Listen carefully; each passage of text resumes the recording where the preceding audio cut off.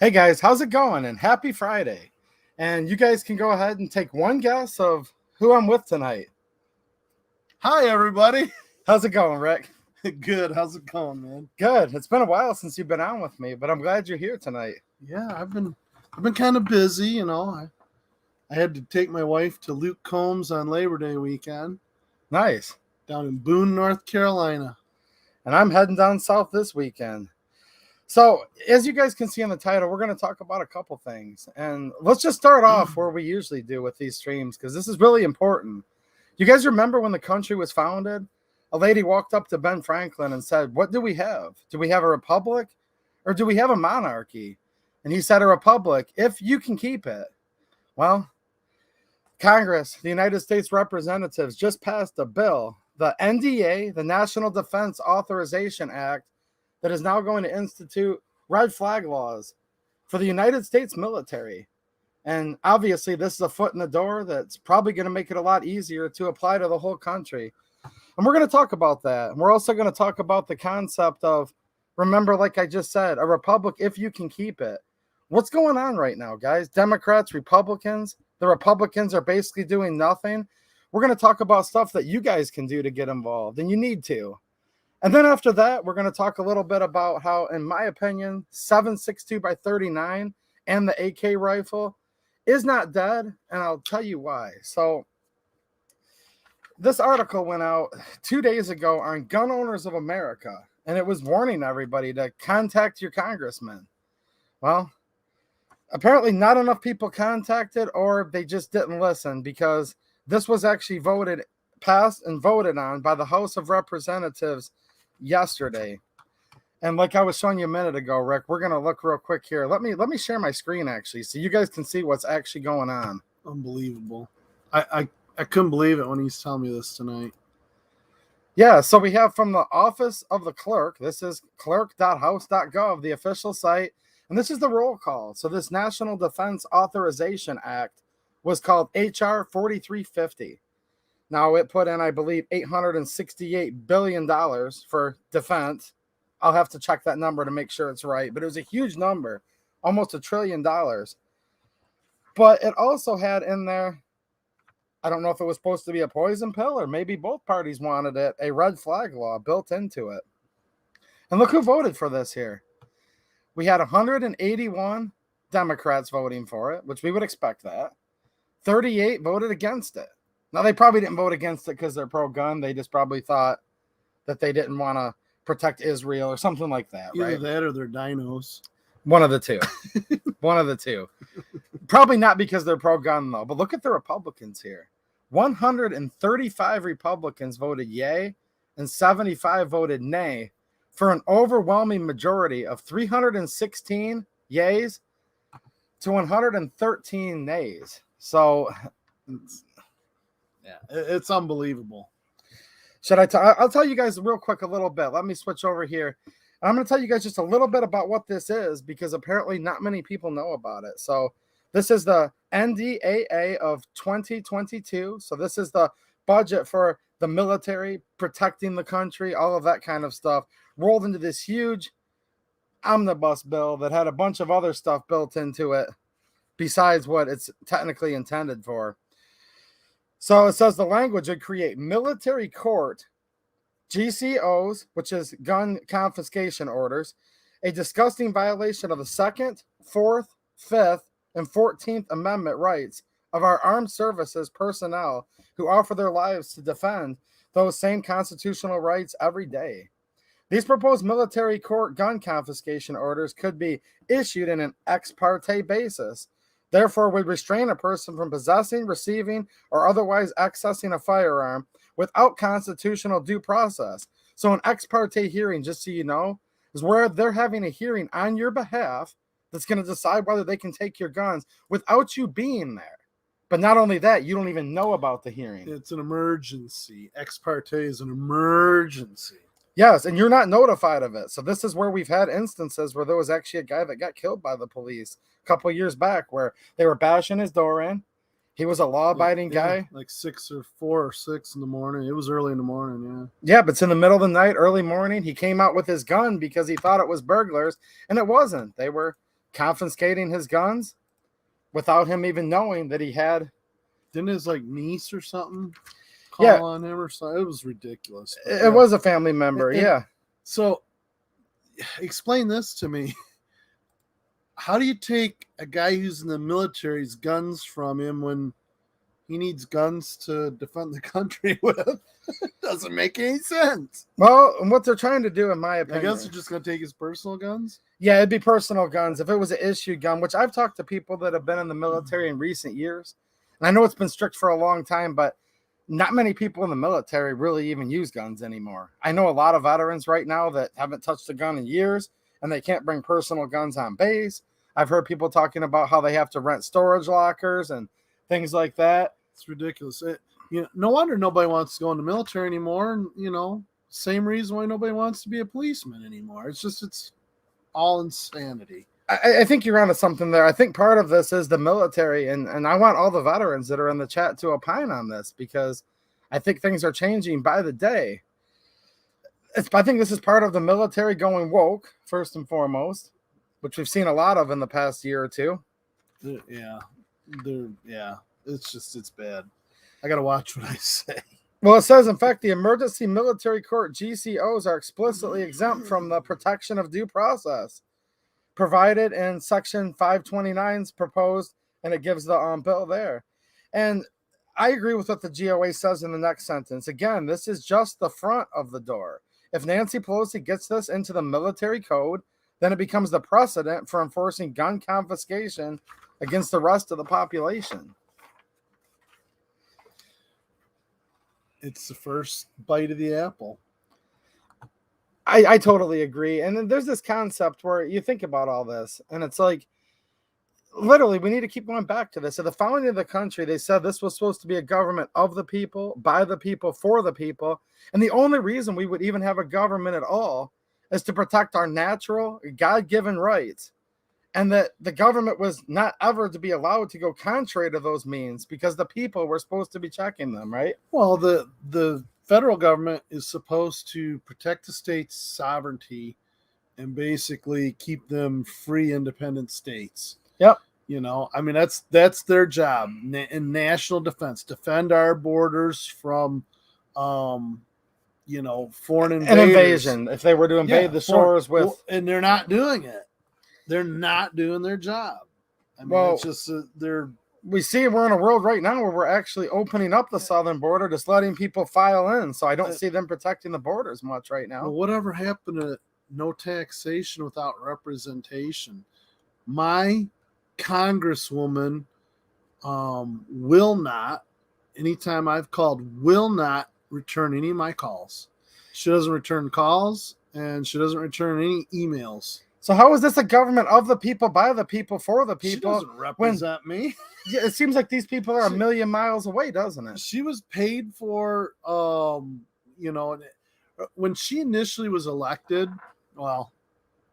placed in office, the most fortified of all time is what the official correct thing to say is. This is her second term now. Okay. She beat the incumbent, and they pumped, what was it, like $28 million into her campaign fund. Much of that from out of the state, I'm sure. And it's kind of a rural area.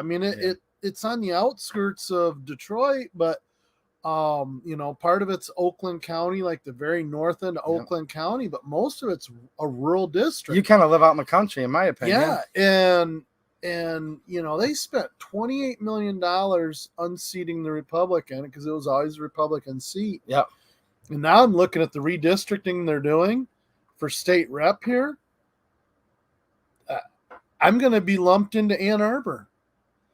My representative will be Ann Arbor. And we know where totally they live. different. Yeah, totally different county, and they're not going to represent me either. So I do have my house for sale if anybody wants to buy it.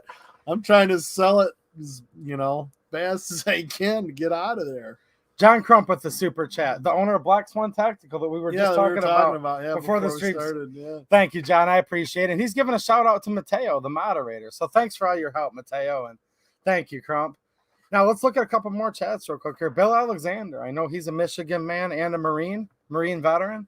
Once a Marine, always a Marine, right, Bill? He says they can pass whatever they want. We are not going to comply, period. I wonder if Bill's seen the there's a YouTube video this guy does about how when he was in the Army, when he went through basic training, his drill sergeant told him there's only two branches of the military. It's the Army and the Navy, because the Air Force is a corporation and the Marine Corps is a cult. And he goes, don't take this wrong. He goes, but the Marines are the only branch of the service that was asked by PETA to quit drinking Cobra blood. He's going on through this whole thing. And he's talking about the MK-19. Oh my God. I'd like to sign up to go in the Marines just to shoot that. Oh yeah. Too bad I'm too old. Yeah, that thing's it's bad to the bone. I'm sure the Taliban's enjoying that right now. So Bill, if you haven't seen that, you got to see that video. It's hilarious. Here's another Michigan man and our friend Sergey Petrenko. Thanks for the generous super chat, Sergey. How you doing, man? He says all this is voluntary compliance. And he's saying also, I will not comply. And that seems like it's the spirit of what's going on right now in the chat, just reading here. Lately, I don't feel like volunteering for anything either. No, well, we're going to talk about it in a few minutes here, like things that we can actually physically do. I know there's things that people are getting ready for that we hope it would never come to, but while we still have somewhat of this constitutional republic, we're going to talk about some things that maybe some of you need to get off your butts and start working on here. Jane Locke, another Michigan girl. She says, all branches of the military except the Marines have become a bunch of woke fruitcakes since the potato usurped the office of POTUS. So, yeah, so we're basically to a point right now, guys, where we're going to have to like really dig in and start figuring out what the heck's going on in Congress and actually get involved, or it may go down a road that we don't want it to. You know, have you seen what they're doing at a lot of local school boards? Yes, I have. Did you see what happened up in Gaylord, Michigan? I'm not sure if I saw that exact one, but were the parents in there getting rowdy with the students all walked out. Okay. And they didn't walk out. They refused to wear masks. Is that the one where they slipped in the door? That was actually Manchester. Okay, I saw that happened in Manchester, where they actually went right in. They walked in on the principal and he was trying to keep them out. Yeah. But they're up in Gaylord. They made them go to the commons area of the school, and then they ended up getting the sheriff to come in and escort them all out. Mm-hmm. And then they came back and whatnot. Well, they had a big school board meeting, and the school board handed out these little cards that you had to fill out if you wanted to speak. Yeah. But they only handed out so many. They had a limited amount, and they only handed them out to the people who were in favor of wearing masks. And so they stacked the audience with people who are going to speak in favor of wearing masks. And all those that were against tried to get cards, but they told them it was too late. You can't have one now because we passed them all out. So they violated the Open Meetings Act. Yeah. They didn't allow the people to speak. And now they're organizing to sue the school board, and they're gonna sue them each and individually personally. I hope they do, and I hope they win. So some of these school boards, the people have actually organized, basically ran them out of the school board meeting.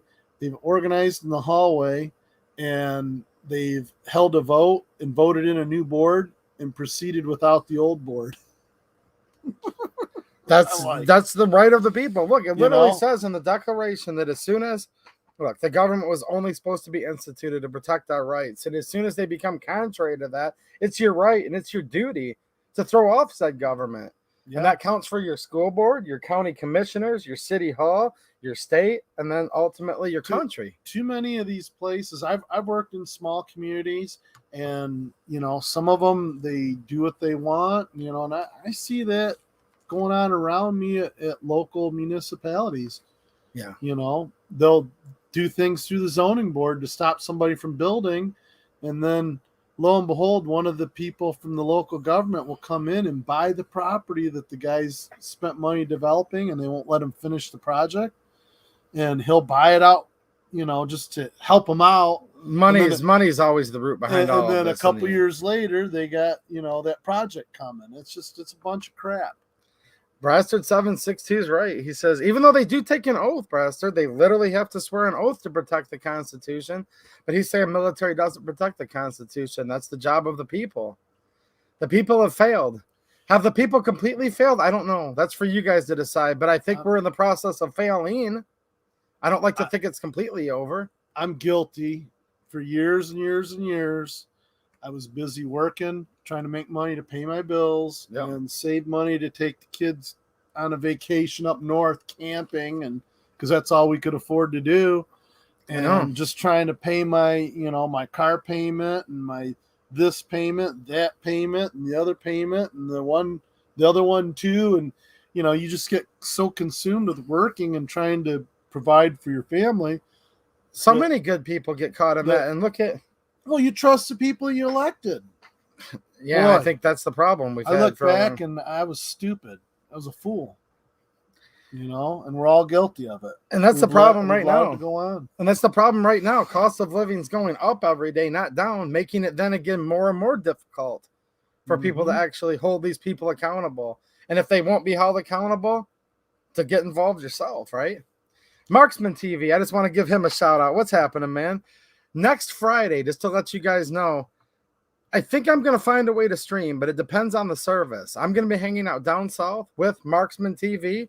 What I'd love to do is do a stream with him, okay? So hopefully you'll see both of us this next Friday night, unless cell phone service fails, because we'll be in the middle of nowhere, but I'm going to try my best, and hopefully I'll have a stream possibly with him next Friday night at 9:30. Eastern like normal, and if not, I'll have a ton of footage for you guys in the week afterwards if for some reason I can't get on next Friday. So definitely looking forward to hanging out with you, Chris. It's gonna be awesome, dude. I'm like so excited. MaxShot 62, another good Michigan man. He's come to some of the events. You'd probably recognize him if you saw him with a super chat. Thanks, man. Like that, making dueling great again. He says, hey buddy, make dueling great again.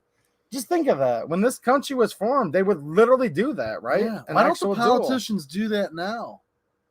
I think that would be That's a great idea. I like that. It actually would. When you had AOC and Pelosi arguing the other day about her bill to defund the dome in Israel, and finally, actually, AOC capitulated and went along with Pelosi.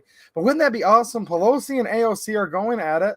So they go at a sanctioned duel. Oh, hey, let's get the dueling pistols out. Probably a victory for the American people, no matter which one wins, if you guys think about it, right?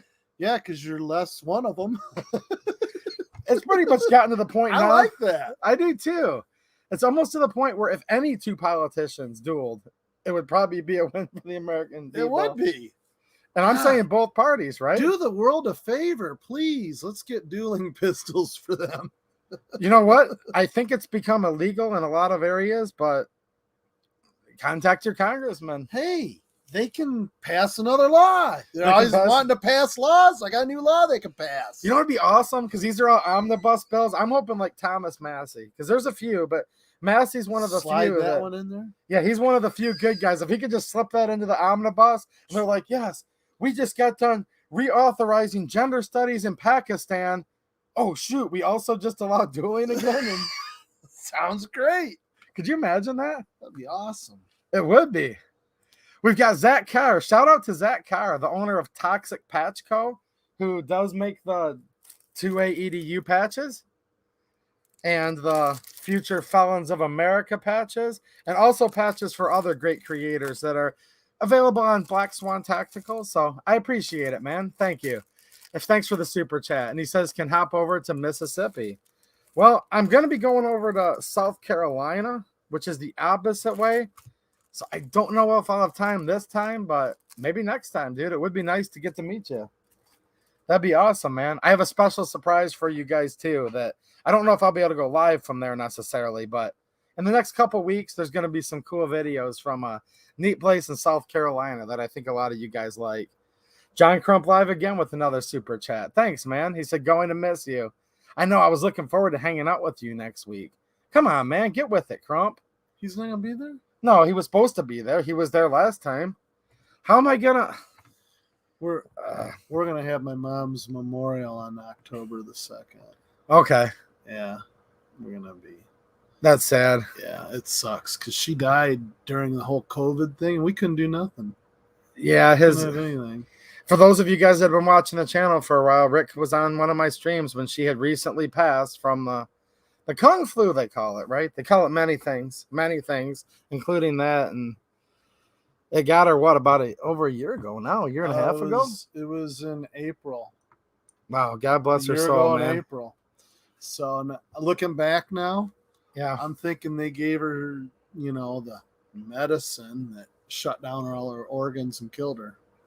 Without getting into that won't be named. We don't know what happened. Well, I know what it's called, but I don't want to get into it and get you in trouble on. They call her Susan Wiki. Yeah, she got killed by Susan. Consult your doctor, guys, is what YouTube says to say. But yeah, Rick did lose his mom, unfortunately, last year, and I'm glad you guys are having that memorial. Yeah, we're finally having the memorial, but man, it's just been a long time coming. Yeah. So we still got to have one down in Florida too.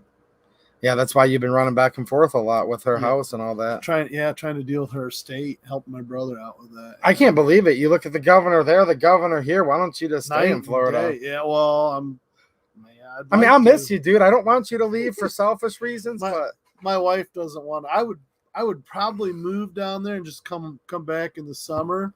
Yeah. But I got to wait a few years. My wife's not ready for that. We got too many friends here, and she really wants to stay here. But yeah, I'm thinking about, once I sell my house, buying something in Florida to claim Florida residency. And yeah. You and Trump will be golfing together soon. I'll pay a lot less in car insurance. Sure. God, our car insurance is ridiculous. I called my state senator who did the insurance reform, and yeah. Mine went up after the reform where it was supposed to go down. Mine did too. You know what she told me? You need to shop around. Well, I could have done that before, lady. Are you kidding me? It's all a scam. When I got done talking to her, she was in tears because I was pretty pissed off. Oh, yeah. Eggerizer with the super chat. Thanks, man. I appreciate it. 223. He says, can't wait until there are tar and feather shortages. So my buddy has a radio station up north. Yeah. They all call him Trucker Randy. Yeah. And I text into his program is it's interactive through texting is what I'm trying to say. Yeah. And I texted into him. I've texted into him about we need to go to Lansing with tar and feathers. But the one that was really funny was they made such a big deal about everybody being armed on the Capitol and, storming the Capitol and all this stuff when they went in there. Mm-hmm. And I texted into the show and he read it. We need to dress up like farmers with bib overalls and flannel shirts and big straw hats and pitchforks. Yep. And show up in Lansing. They'll be glad to have the guys with the guns back. Pitchforks and torches, right? Oh my God. They would be terrified. I think we should do it. I think we need to get a whole bunch of people to go to Lansing with pitchforks. And in all honesty, I mean, really, though, seriously, that has been something in the past that has been effective. And tarring and feathering literally was a punishment for tyrants when this country was founded. Yeah. I mean, we need to get back to the basics of this country. I like that. Yeah. Washburn Billy, we're talking about money earlier. He's right. The love of money is evil, not money itself. Look, we need money just to pay our bills, obviously. I mean, just to do anything. This show is my most expensive hobby, by the way. I'm out cutting grass, doing all this stuff because I have bills to pay. But when you just love money, though, to the point where you'll just set all your principles aside, including the Constitution, that's a problem, isn't it? Yeah, big problem. Michigan's so smart that they put all of the state reps and I think the senators are in the same building. It's called the Bogie building up in Lansing. Okay. and they actually bought like 7 or 8 floors of the building and put all their offices in there. Well, the guy that owns the building or owned the building, his name's Ron Bogie, owns like the largest lobbying company in the state of Michigan. Yeah, I heard and about that. There's like 3 floors of lobbyists there, two companies and 3 floors. You put the hens in foxes in the hen house. Yeah, the foxes are guarding the hen house again. God, it's insane. And that's I know a couple representatives personally that have been very, accessible that I've been talking to throughout all this, and most of their day, this is on the state level. Now, if this is happening in Michigan, trust me, it's happening in all of your states. They spend more time per day with lobbyists coming into their offices than they even do being able to talk to constituents. Well, here's the thing. The states that have the biggest problems have full-time legislature. We're one of them. Yeah. California is, New York, all these states have full-time legislature. The ones that have a part-time legislature, all them lobbyists have to chase all those people around the state or their state rather. Almost said state. Well, if you look at it on the state level, the federal government was supposed to be part-time originally. People were supposed to be with their constituents, working in the communities, and they were supposed to give service to their country, not make a career out of it, go to Washington, represent their people in their district, vote a couple times a year, and go home and stay with the people, right? Absolutely. So Texas, they have a part-time legislature. I believe they meet like once every 2 years to set their budget. Yeah. We need to go back to a part-time legislature. This state, I think they did it in like 1963, and it's just been a downhill slide. This was one of the richest states in the country, and it's been a downhill slide ever since. And it was done by George Romney, the governor at the time. Yeah, which is actually a relation of the head of the Republican Party today. Yeah. Of all things. It's a small world. And, Mitt Romney's dad. Yep. Yeah. Yep. And I guess it'd be the great niece who, like I said, is the top Republican in the country right now. So MLM Warrior, no problem, man. I wanted him to go really bad because Chris is an awesome dude. I consider him a good friend. I want to hang out with him soon, so I'm finally going to get the chance to next weekend. We're going to be staying together, rooming together at a little cottage on the lake. So three guys will be staying there, but there's 3 separate bedrooms. It's like a whole house, really. Just a small little house. It'll be a lot of fun. So definitely not a problem. I'm lucky he's going that I get to hang out with him. Sergey, again, thanks for being generous, man. I appreciate you. With another super chat. He says, we the people need to go after elected officials' bonds. Claim their bond.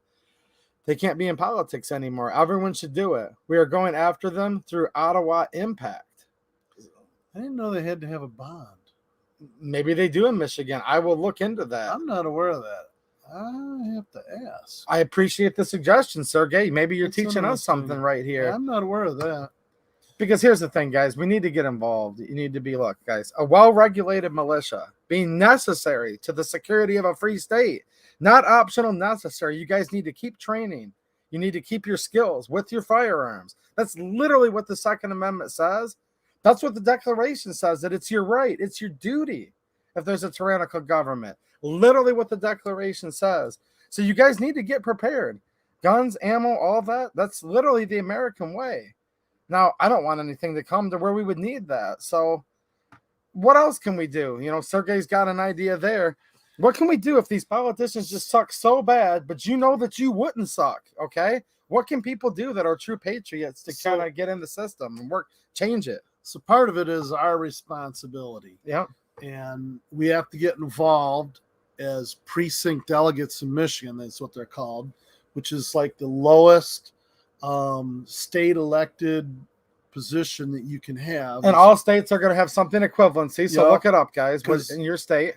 Precinct delegates are, I'm an elected delegate in my voting precinct. So originally, when I saw those on the ballot years ago, I thought they were like the poll workers. Yeah, I kind of always thought that too. But they're years not. ago. You're right. Those are the people who go to the county convention, and then you elect other precinct delegates to go to state convention. Mm-hmm. And precinct delegates are the ones who go to electoral college. So out of your, your county. Like we had one person elected to move up to the state level for the electoral college, and we had an alternate.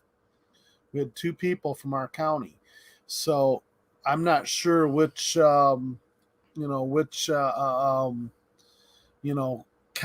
I don't know if every county gets one to go. I think every county gets one to go to the state level, and then they get, you elect other people to go as representatives from that state to electoral college. So we're talking Michigan here, guys, but there's an equivalency of this in all 50 states. And it might not be called a precinct delegate where you live, but you need to find out what it is, because this isn't like you becoming the type of politician where you're going to get in with lobbyists. You're not going to make a living doing this. It's going to cost you money. Okay. You don't get paid. It's going to cost you money because you'll have to potentially drive to meetings. But when we say we have a representative republic, a constitutional republic, this is actually the building blocks of where this starts on the very smallest level, right? Yeah, the local level. And so anyhow, basically county convention is usually like in your term, maybe depending on what's going on, maybe 4 times. Yeah. That, you go to county convention. And if you want to go to state convention, you got to get on the list to be on the ballot in your county to get elected to go up. But, this is where we got to get involved, because what happens is these counties, you get, these establishment people, whether it's Democrat or Republican, and all these establishment people go and they keep doing the crap they're doing now, and we get the same crappy, elected officials, because the precinct delegates at the state convention here in Michigan, they decide who's going to be on the ballot for attorney general, secretary of state. These are important offices. And also they pick who's going to be on the ballot for Michigan Supreme Court. And this is where it's so important, guys. I get it. Becoming a precinct delegate, or at least maybe if you don't think you're up for the job, getting a hold of a friend that is. Look, guys, I know this isn't as sexy as just buying more ammo and buying another AK. Well, I just said you should do all that too. But here's the problem we have right now. We have so many people, and I think you guys watching it get it, but we need you guys. We need each other, okay, is what I'm trying to say. Look, I think there's too many people right now that just say, drain the swamp, drain the swamp. Okay, we all agree, but they just keep buying more guns, and they just sit there up on their hill, and you can't drain the swamp unless you actually get close enough to it where you can start poking holes in it. You know what I'm saying? Yeah. And the thing is, most places, there's usually openings for precinct delegate. All you got to do is go fill out an affidavit of identity. Yep. In Michigan, anyhow, you fill out an affidavit of identity at the county clerk's office, and you go on the ballot. And usually, if you and your wife vote for you get in there, or you and your husband, for the ladies that want to do it, and most time you'll get elected, and unless there's a few places where it's a heated race and people buy signs and stuff, but sure, I mean, most of it, there's usually openings. So your little local area might have 25, 50, 100,000 people in it, that a few of you could be casting your votes together to basically be representing, if you really look at it, your local area.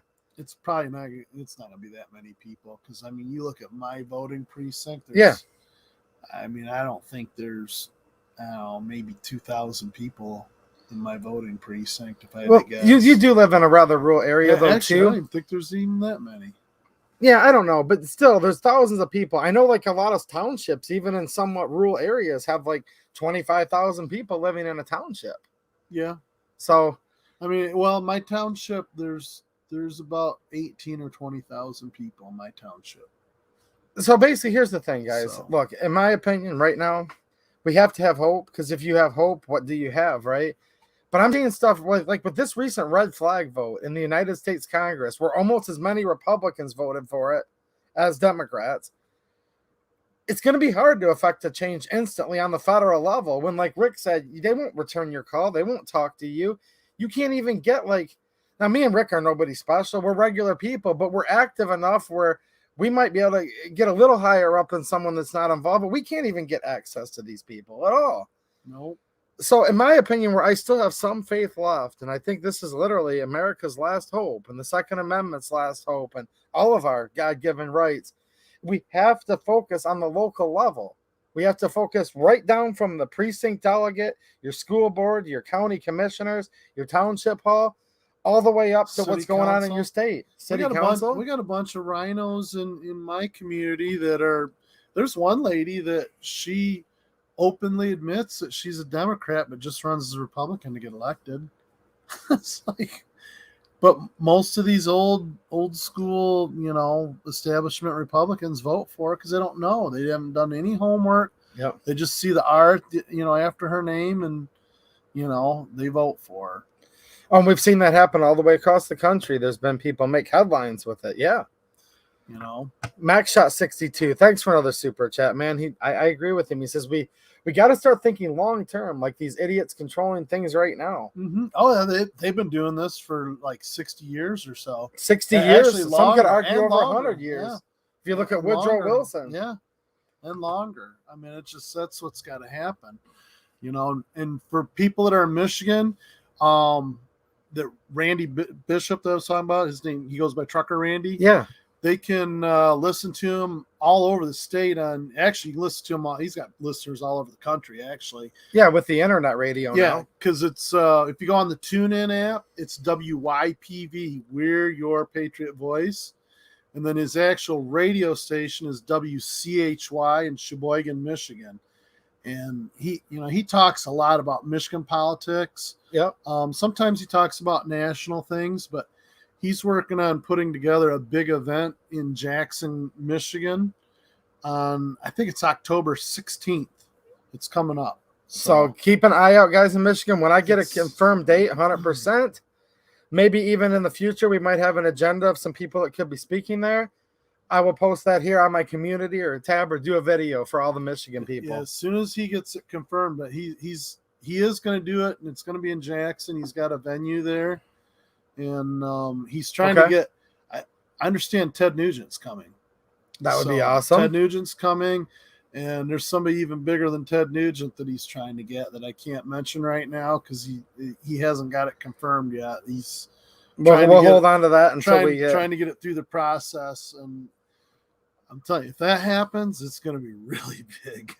Oh, I know. I can't say anything, guys, but I was pretty excited when he said, Randy Smith, thanks, man. Look at this. MLM Wire. I like this guy. He said, you're a YouTube star. No, I'm actually just a guy that cuts grass for a living sitting in my shop, but thanks, man. He was talking about me. Oh, of course. Sorry, Rick, obviously. Speaking of Michigan girls who sent me a picture, she sent me a picture of her hanging out with Ted Nugent just a week ago. Yeah. Jane Locke. I got my picture with Ted. Okay, so obviously Jane Locke and I am hanging out with superstars. Jane's a precinct delegate. Yes, she is. Yeah, she probably got her picture with him at state convention. Tell the people in the chat about this swamp, Jane. Here's the problem, guys. Evil has always prevailed and will always prevail when good men do nothing. And again, guys, look, I'm going to have 10 videos in a row talking about guns, but why is it that the gun community, and I love talking about guns and ammo, why is it the only darn thing we're doing, though? Like, you can just keep buying more ammo and just sit in your house and just watch the hordes just, like, encircle your little castle till what? You guys can ask Jane. We have swamp creatures in Livingston County. I couldn't figure out when I first met Jane why she was so disenfranchised with our local Republican Party. Okay. Now I know. Now you know, and here's another local girl right here. You can ask Jane. She'll tell you we have Lansing politics in Livingston County, and it's awful. We do. It's all divided, and it's a mess right now. Look at all these good-looking women in here tonight. Lori DeVries, another local friend of ours, we've hung out with a bunch of times. She's right. She's a fox, right? She's very foxy. or wolf. What's happening, Lori? Love you, Lori. I like Lori. She's a really nice lady. I knew, but I figured. Well, she's a silver fox. Silver fox. She says you have to drain the swamp from the roots up. Corruption is local as much as state and national. It's a mess. And look, guys, we don't want to be too black pill, but my friend Brastard762, I already put his chat up there earlier. Look, it's the American people's responsibility to preserve the Constitution. All of you.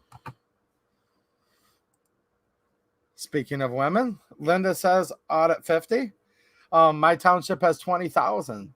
You could be one of like 7 people that gets to literally have a say, be honored to have a say. Like literally, I don't mean like in a power trip way, but to get to serve 20,000 people just by getting involved and getting on your township board. Yeah, there's, it's a precinct delegates. My voting precinct, I think we have, God, 8 or 10 precincts. And my voting precinct, I think, has 6 slots for a very important vote for. Yeah, I mean, for what your county's going to do when it goes on to Michigan. It truly is an important duty of the people to do this, and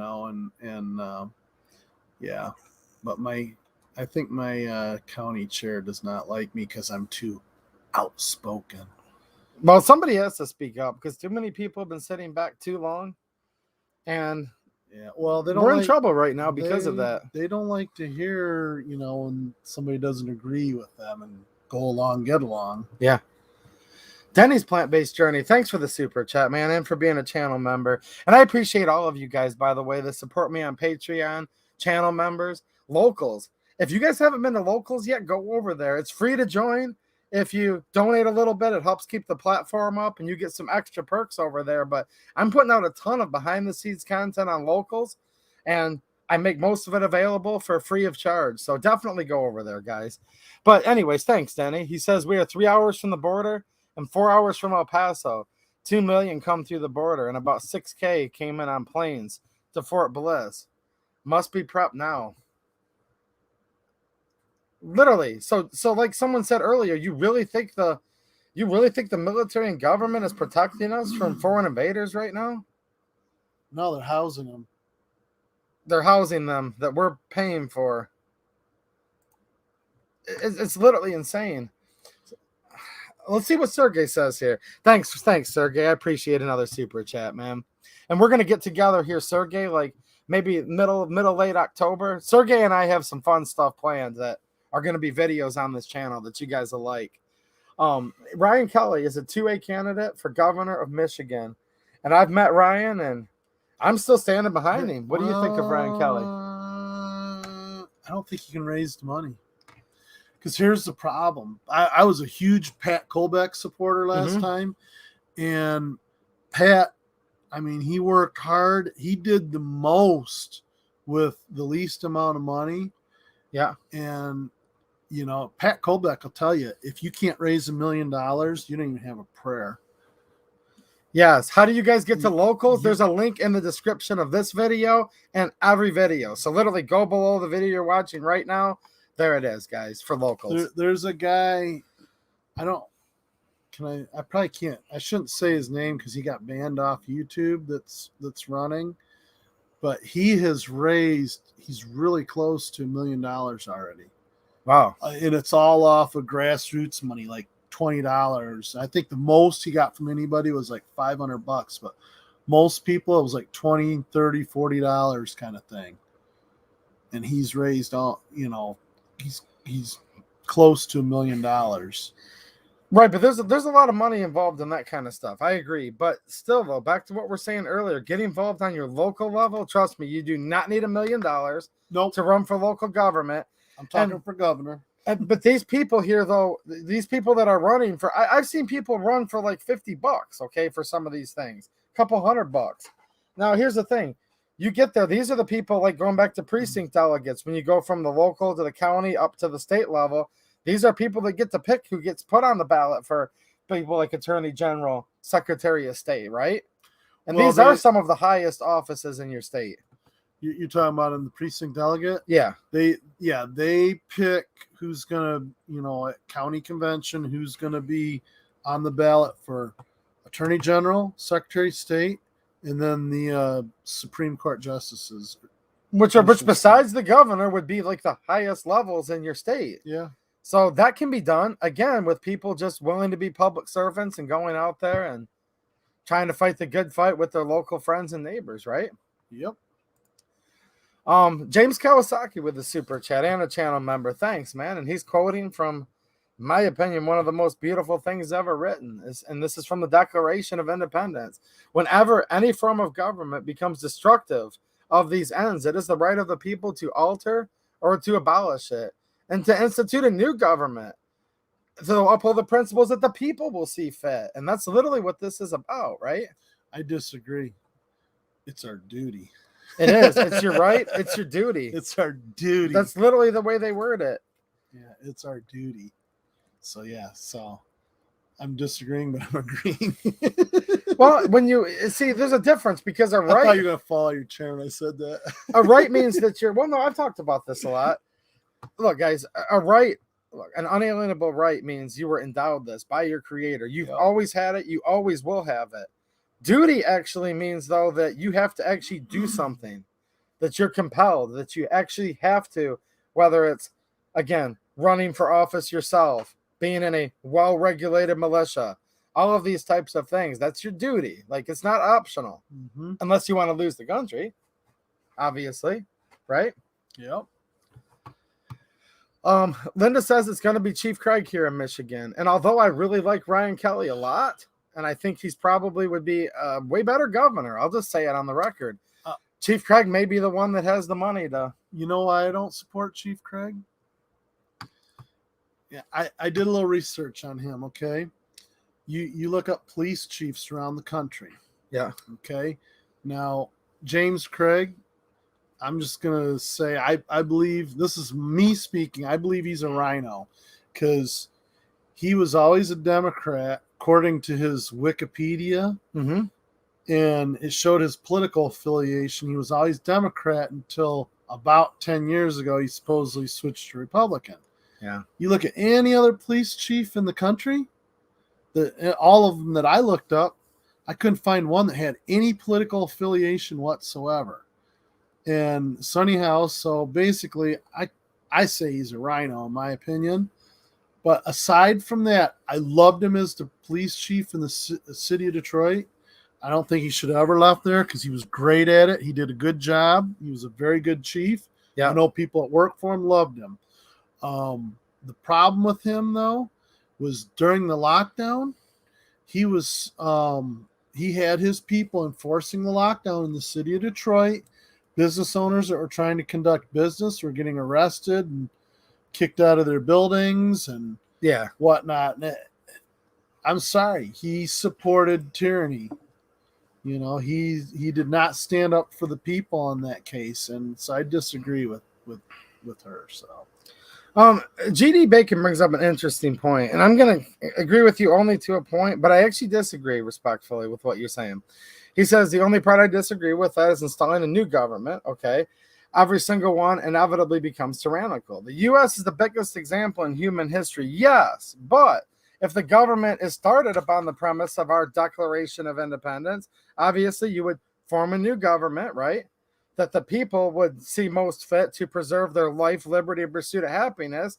And then whenever that new form government started becoming tyrannical, go back to the part of abolishing it. Because you're never going to have a government that just goes on into perpetuity that doesn't need to be kind of reset.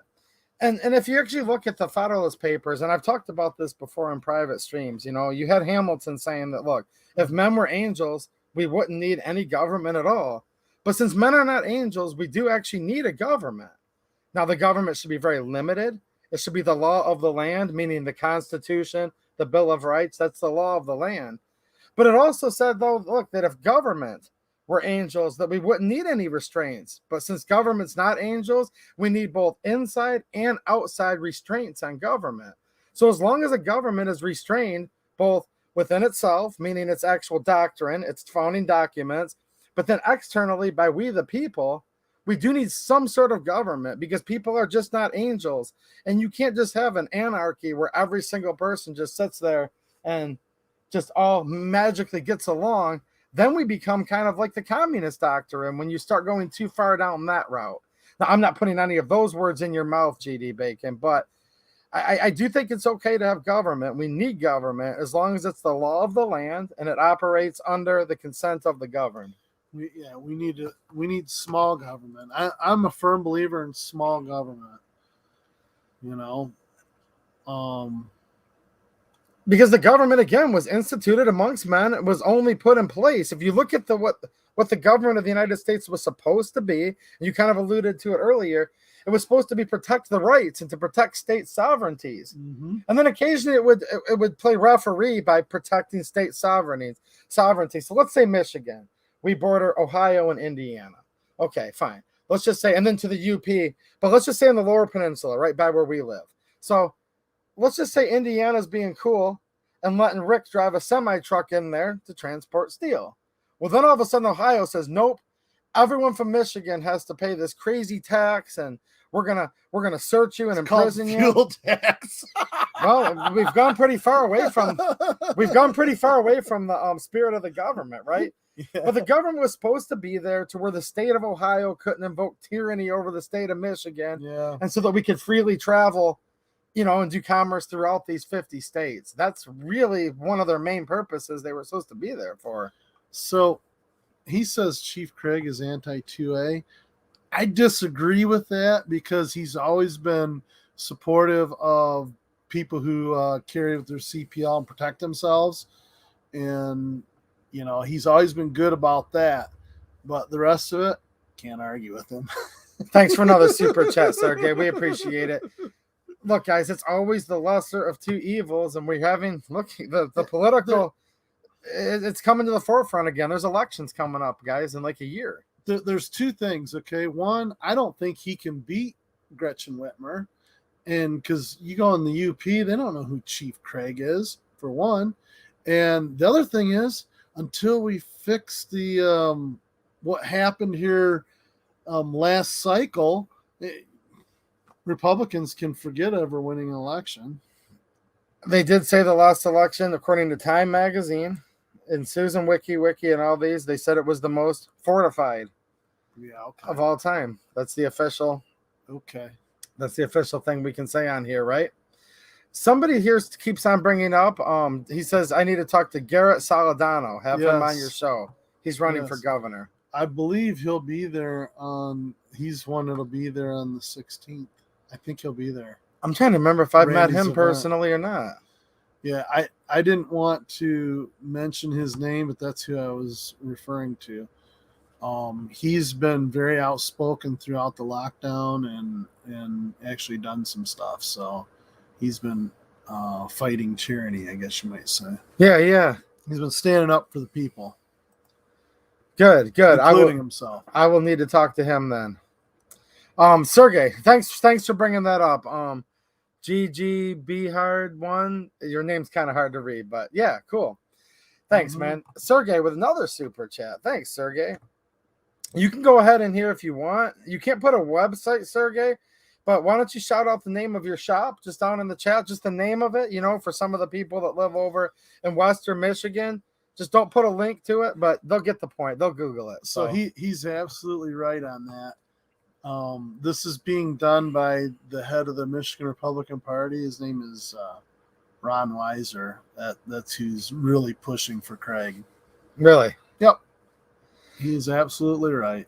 So we're talking about Michigan right now, and I don't want to bore you guys too much with the Michigan stuff because I know there's a lot of Michigan people in here, but all of you throughout these 50 states in the United States, if you're in another country, I don't really know how your government works, to be honest, but do you guys even know who the people are right now running that are going to be in the primary race for governor?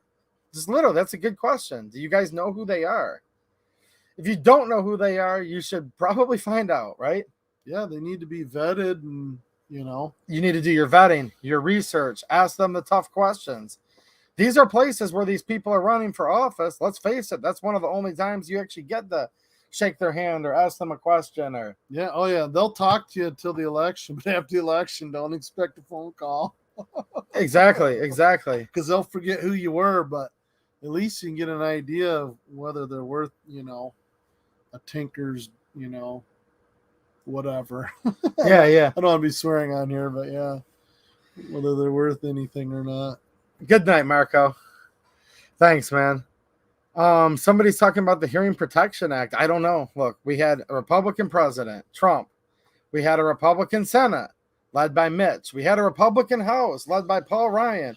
You think we could have gotten any number of 10, if not all 10 pro-gun bills passed? Nothing.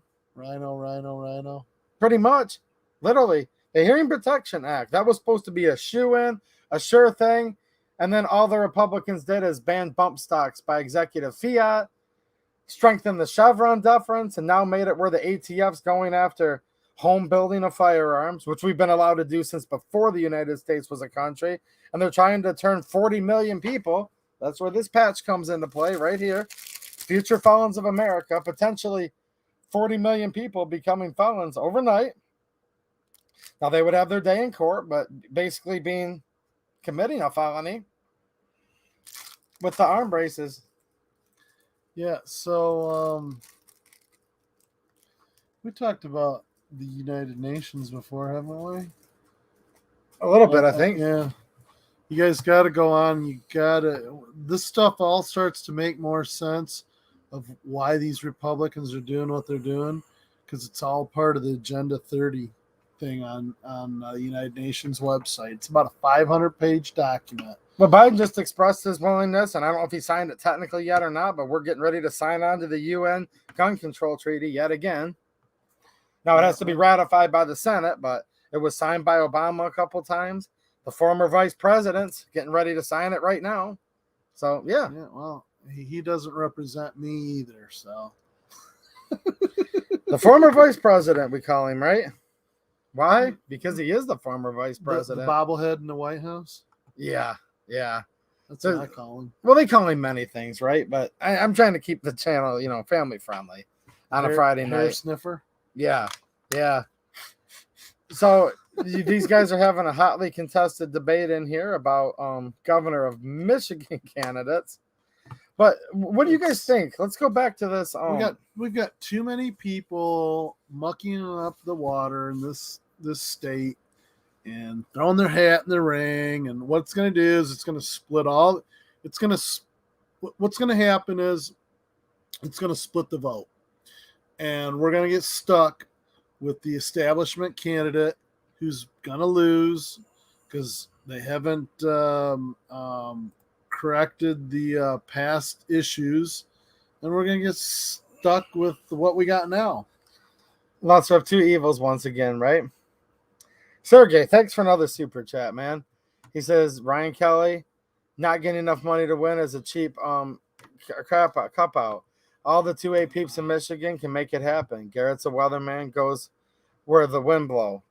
Well, look, guys, that's where, like I said, if you want people in office where it's often the lesser of two evils, where they're just representing these big donor corporate interests, then that's what we're going to get. But if you want somebody who's more for the people, more grassroots, Sergey's right. It is going to take a lot of people, individual people with their small donations and support. So this weekend up in Mackinac Island, the Republicans have their, biannual event, and every Republican candidate for governor is there except for Garrett is the only one that's not going to be a part of the establishment hack,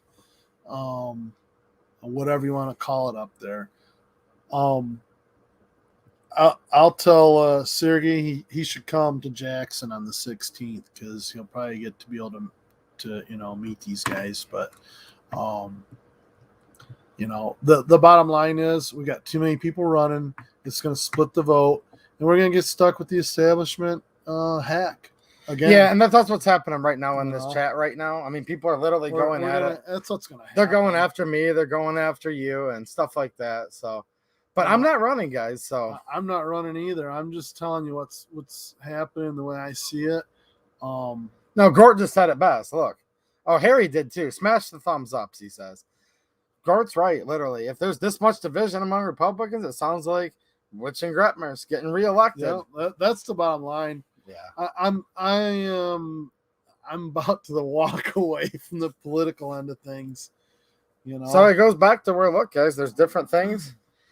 Thanks for the super chat, Max Shot. I really appreciate that. I'm not gonna read that because out of context, the algorithm would take that and not like it too much. But thanks, Mhm. thanks for the super chat, man. I appreciate it. So that super chat there, Yeah. all these old farmers, that's what they're talking about.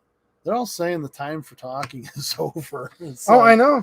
I know. Because my boss is an old farmer, and you listen to like all the other guys that are farming in his area, and they're all saying the same thing.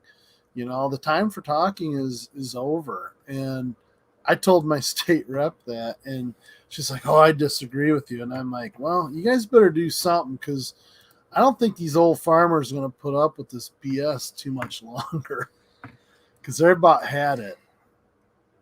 You know what? And I thought the United States Armed Services would never put up with all this that they're now instituting and apparently putting up with. And I never thought I'd see cops doing the things they're doing now. And I never thought I'd see a lot of things. Yeah, you go to other countries where the cops are enforcing things that they're enforcing. And it's like, what in the hell is going on? Yep. It's crazy right now. Chad Noonan, I agree, man. The GOA is actually fighting for gun rights and their owners. I think they're an excellent organization that I'm a proud member of myself. So, yes, I agree. Harry Gremley, if we keep fighting amongst ourselves, they win. Yeah. Look, we're going to fight amongst ourselves till the end, whatever the end is. Here's what I've been saying for years. What's the Bible tell you? The Bible says to divide and conquer your enemies. Yeah. They've had the two-party system for as long as I can remember, and beyond my days. I mean, it's been in existence for, I don't know what, over 100 years. And yeah, I think the Bull Moose Party was a valid party. What do you have? Roosevelt ran as a Bull Moose in the early 1900s. They've been running. They've been dividing us and conquering us for years, and it's got to come back. The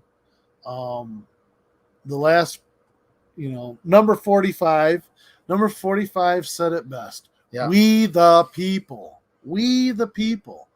We need to band together, because all these candidates, most of them are, just crappy candidates, and we end up picking the lesser of two evils. And when you do that, you're still choosing evil. So, I know it sucks, guys. I get it. Everyone in the chat's pretty frustrated with what's going on right now. It's pretty disheartening that, again, Pelosi and the Democrats, but also 135 Republicans in the U.S. House just let red flag laws pass through the NDAA. I get it. And it's probably really because they didn't read the damn bill. I'm starting to wonder. That doesn't really give them an excuse, though. I'm just thinking maybe a lot of them didn't read the bill. Or their aide in their office didn't read the damn thing. Mm-hmm. That's the other thing. You look at Lansing, and we have all of these assistants to all these state reps and senators and that. And the state rep is only there for a maximum of 6 years, and state senators are there for a maximum of 8 years. Yeah. Well, that aide, they work there 20, 30 years. Yeah. They know all the lobbyists. They know they're the swamp. They're the bureaucrats running Lansing. Because when they get a new state rep in there that they're working for, you should listen to this one, or you listen to that one. They guide all these people. And it happens on the national level, no doubt, too. We're getting screwed, because the lobbyists are running everything through these stupid assistants. And, and I think they're paying them off and giving them lunch and dinner and whatever, free trips to some junket. Yeah, yeah. So look, guys. Basically, this is an part-time legislature. Yeah, no, that's the way it should be. People should come in, be public servants, go there to represent their people, and it should be an honor to be able to stand up for the rights of your constituents, stand up for their rights, make the votes to preserve their rights, because that's your job. Go home, raise your family. You're not supposed to be rich being a politician. Trucker Randy says it best. He's like, you know what? We're already paying them all this money. So you need to be in session, for 90 days in Lansing during the winter months or whatever. If that, yeah. Yeah, whatever. 90 days to do everything you got to do. The rest of the time, you need to be in district, going to meetings and addressing your constituents. And I agree, or you less. I would even probably say less than 90, but at least. But Yeah. and spend your time in your district where you belong instead of in Lansing with the damn swamp. So here's the thing, guys, and I'm going to read a couple messages from my friend Clover Tech because this is actually important. I want to get your opinion on this too. So look, let me read this, but I want to go somewhere with this. He says Clover Tech, which Clover's doing a lot right now, just within the sphere of YouTube, actually, that I don't know if he gets enough credit for, but I appreciate what he's doing so we can still keep the Second Amendment and gun culture alive. And he says GOA just doesn't have the political clout the NRA has. I agree. The NRA has the most political clout. Thing is, when you get all that political clout, you have to use it the right way, and the NRA hasn't. But let's go on to the next thing he says.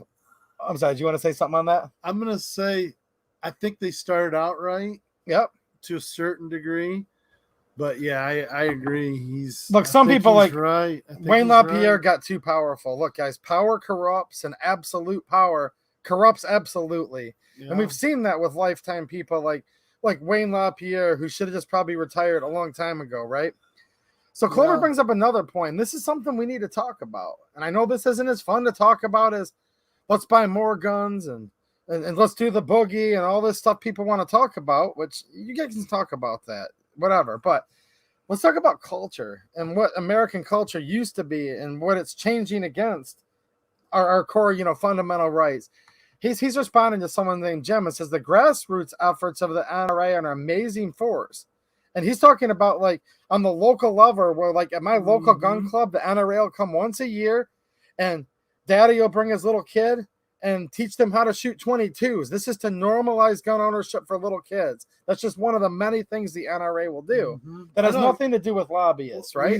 We have a guy who used to be our county chairman for the Republican Party, very active in the NRA at the local level. He's an attorney and he's a huge 2A guy. So you've got friends of the NRA, which a lot of times does these local things like this. I think that's exactly. It's technically a separate division than the ILA and the lobbying. Yeah, yes, and they do a lot of stuff, good stuff, and that's the grassroots efforts that he's talking about. Yeah, so those are good guys. So let's think about the grassroots efforts that Clover's bringing up, and yes, it's a vital part. We have to keep going somehow. So let's talk about a cultural thing, because here's the thing, guys. Culture affects things. Like politics are usually downstream of culture. The politicians react to what culture wants. That's why, when we're not going to get off on this tangent, but that's why when you see people on there like Nicki Minaj and she's tweeting something, she has 200 million followers. So the politicians start getting all giddy because somebody that's cool in the culture made a tweet, right? All these different things. So what's happening right now? Why was it when people, and there's might be some people that are in this chat right now that are old enough where they used to walk to school with a gun slung under their shoulder, put it in their locker, and then shoot rabbits on the way home. Where do we go from there? I used to have one in the trunk of my car. Okay, so we went from there to now a kid ate a piece of French toast in the shape of a gun and got expelled. So obviously we've had a monumentous sea change. We've had a cultural shift in this country. And here's what I want to ask some of you guys and kind of challenge some of you guys to this. What do you think is going to preserve the Second Amendment, which doesn't give us the right, but it protects our God-given right to keep and bear arms? What's going to preserve this country and the Second Amendment more? You buying your 17th AR-15 and just putting it in your closet and getting online and talking a bunch of smack about tarring and feathering and tyrants in the face and all this, which is fine to a point. I get it. You guys need to vent. Do you think that's going to actually help the culture, which is going to be what either saves this country or doesn't? Or maybe just go out there with, it could be a 22 caliber at first. It could be an AR-15 for a little bit older kids. Take a 10, 12-year-old out there and teach them how to shoot an AR-15. Talk about your natural rights and what the Second Amendment protects. Put guns in the hands of people so they're no longer demonizing it, so they feel more comfortable. What do you think about that from a cultural standpoint? Well, my dad started me out when I was a kid. Okay, that proves my point. You were born into the gun culture, and you're still fighting for gun rights today, right? And my dad was a Democrat. Well, things have changed a lot. At one time, culture, you could be a Democrat and still be pro-gun at one time in this country. But you know what? by today's standards, he'd be a Republican. Well, by today's standards, he'd probably be considered to be far Conservative. right extremist or whatever they would call him, right? Yeah, because he was an old Union Democrat, you know. Yeah. For my 6th birthday, he gave me this Daisy BB gun he had, and it was old when he gave it to me, and I still have that. It's pretty cool. And we need to realize that, look, gun ownership, shooting guns, the right to keep and bear, actually normalizing them in real life, that's American culture, if you can keep it. That's part of a republic, if you can keep it. You're not just going to sit there and just keep getting on YouTube in an echo chamber, shoving all your guns in your closet, buying another safe. There's that 12-year-old kid that in 6 years is going to be voting. And they might just be watching the fake news demonize guns if you don't introduce them to them, right? Let me catch up on a couple chats real quick here. Sergey, thanks for another super chat, man. He's giving a website here that you guys can read. He has to kind of put it in code. Restore the Republic. Thanks, man. I appreciate it. Some of this stuff I have to check out first, obviously. Not that I don't trust you, Sergey, that you vet stuff properly. It's just you read certain websites and look, I sent Susan some flowers tonight, guys, but that only goes so far. I mean, it only goes so far. You know what I'm saying? OG Tank, thanks for the super chat, man. My name's bigger. There we go. Oh, geez. I was like, you running for office again when you pulled up? No, heck no. I cut that off there, man. Just got my name and my logo. I guess Rick's just buying another AR for the safe. He's to that point now. But we're trying to give you guys some different ideas here. If my wife knew what I spent on my campaign, she would divorce me and shoot me, and oh god, it'd be awful. I spent so much money on that campaign. Not for precinct delegate, guys. No, I ran for county commissioner. It was brutal. I came within 150 votes of the guy that won. Yeah. And the guy that won is just he is such a freaking I personally I think he's a rhino, but potato head in chief. Yeah. OG Tank with a question here. Thanks for the super chat, man. He says, real question. What is the issue with red flag laws? Well, that's how we started the stream out tonight. So feel free to rewind. But briefly, the NDAA, the National Defense Authorization Act, was just passed through the House of Representatives by a very bipartisan majority, like 330 something votes for this. Okay. And what they've now put in is red flag laws for military personnel, all people who are the subject to the UCMJ. So there you go, which that's kind of a low blow. People that are serving their country with guns, but now they're potentially going to take their guns away with a hearing, an ex parte hearing that they don't know about, violating their First, Fourth, Fifth, Second Amendment, obviously, 14th Amendments all in one. United Nations website, read about Agenda 30. Yeah. It's 500 pages of reading. Don't waste your time on the 5-page document because that's all the nice, touchy-feely. Try to get you to swallow the pill. And this is stuff that's been going on since President Kennedy.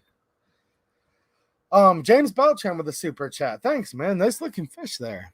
Cool, man. I like that cross too on your necklace. He says, keep up the great work. Always keeping the firearm community up to date. Thank you for your work. Well, thanks for the encouragement. I appreciate it, man. Where's he from? I'm not sure. It kind of almost looks like he's maybe in a mountain or something. I wonder if he's like... He looks like he's in Appalachia, maybe. Yeah, I wonder if he's in like one of them man-made lakes down there. I don't know. It'd be nice to live there, though, wherever he's at. Like Lake Cumberland. You know what? Why is that Ortiz? Shout out to you. How you doing? I went to Lake Cumberland, and, man, it's wild because you can't have like a lakefront home because it's all like cliffs because it's, it's a mountain range. Yeah, I'm afraid of heights. So no thanks. Well, I mean, it's... You can get down there and it's really steep, but you can't it's not like in Michigan where you got your house right in front of the lake. Yeah, it's not like that. I mean, it's a mountain range, and there's only certain places to access the water. What's wrong with this picture here? I'm going back earlier for you guys that were. Somebody said I was a YouTube star in the chat. No, they didn't say me. I think they were talking about Rick. If I'm such a star, why am I not living on the edge of this big, beautiful cliff with the water? I must be doing something wrong on here. You gotta move to Kentucky. I'm going to be driving through Kentucky in just a couple days. It's a beautiful place. My buddy left. He left Michigan and went to Austin, Texas. He was a cop down there for 9 years. Yeah. And he's living in Russell Springs, Kentucky, which is on the west end of Lake Cumberland. And he bought like 20 acres with a house and a barn and stuff for about $100,000, 120 grand.